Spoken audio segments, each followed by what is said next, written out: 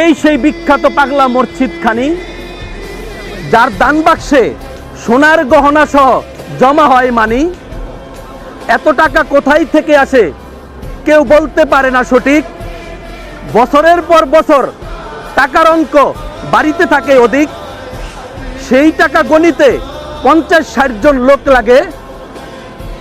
এত টাকা কোনো মসজিদের দান বাক্সে জমা হয় শুনি নাই আগে।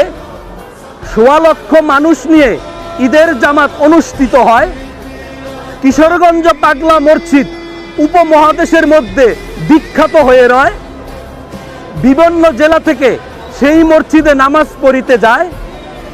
এত বড় জামাতে নামাজ আদায় করিলে দিলে রহম খুঁজে পায়। কিশোরগঞ্জ মসজিদের চারপাশ হেরিলে সৌন্দর্যে ভরে যায় চোখ। সেই দৃশ্য ক্যামেরায় বন্দি করিতে প্রতিদিন ছুটে আসে কত লোক। আল্লাহ হাফেজ।